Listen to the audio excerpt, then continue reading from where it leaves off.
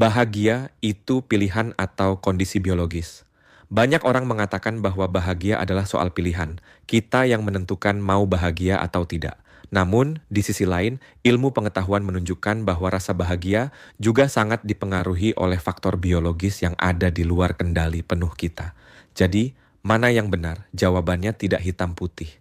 Mari kita ulas tuntas satu persatu, melihat bagaimana pikiran, tubuh, dan lingkungan saling berperan. 1. Definisi bahagia, lebih dari sekadar perasaan senang. Bahagia bukan hanya sekadar rasa senang yang muncul sesaat. Para ilmuwan mendefinisikannya sebagai kondisi emosional positif yang konsisten, yang dipengaruhi oleh kepuasan hidup, makna, dan perasaan terkoneksi dengan orang lain. Menurut World Happiness Report tahun 2022, kebahagiaan dipengaruhi oleh gabungan faktor psikologis, sosial, dan biologis. Ini berarti, meski kita bisa memilih sikap, ada mekanisme di tubuh kita yang ikut menentukan seberapa mudah kita merasa bahagia. 2. Peran genetika dalam kebahagiaan. Penelitian dari University of Minnesota tahun 2016 yang mempelajari kembar identik dan fraternal menemukan bahwa sekitar 40% variasi tingkat kebahagiaan seseorang dapat dijelaskan oleh faktor genetik.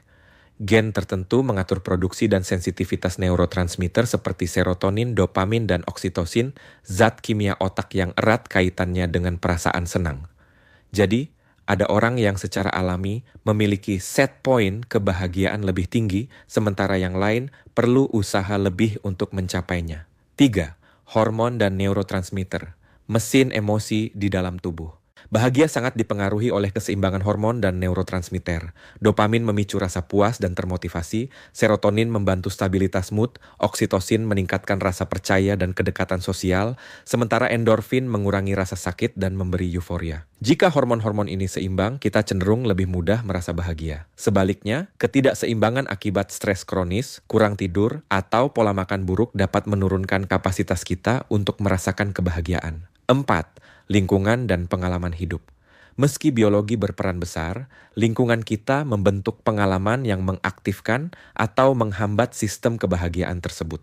Studi Harvard tahun 2019 yang mengamati hubungan sosial selama 80 tahun menemukan bahwa koneksi sosial yang berkualitas lebih kuat memprediksi kebahagiaan dan kesehatan jangka panjang daripada status ekonomi. Hubungan positif mampu memicu pelepasan oksitosin dan mengurangi hormon stres kortisol. 5. Peran pilihan pribadi. Disinilah perdebatan muncul.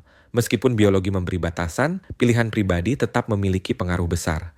Aktivitas seperti berolahraga, bersyukur, bermeditasi, dan membantu orang lain terbukti secara ilmiah dapat meningkatkan level neurotransmitter bahagia. Penelitian University of California tahun 2017 menunjukkan bahwa intervensi sederhana seperti menulis jurnal rasa syukur 3 kali seminggu selama 8 minggu meningkatkan kepuasan hidup hingga 25%. 6.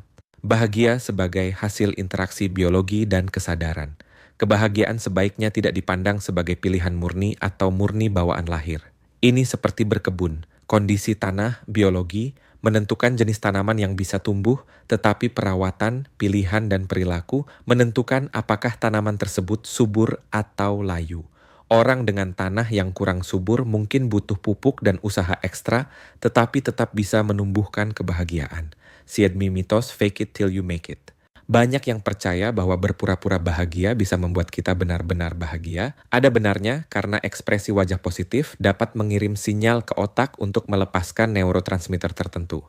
Namun, jika berpura-pura dilakukan berlebihan dan tidak diiringi perubahan nyata dalam hidup, hasilnya bisa kontraproduktif, memicu stres dan rasa tidak autentik.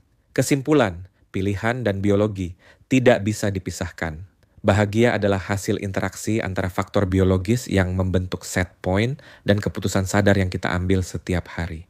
Kita mungkin tidak bisa sepenuhnya mengubah gen atau hormon bawaan, tetapi kita bisa mengoptimalkan gaya hidup, lingkungan, dan pola pikir untuk mendukung sistem kebahagiaan alami tubuh. Lalu, menurut Anda, bahagia itu lebih banyak soal pilihan atau anugerah biologis? Tulis pendapat Anda di kolom komentar dan jangan lupa follow akun ini untuk pembahasan mendalam tentang sains di balik emosi manusia.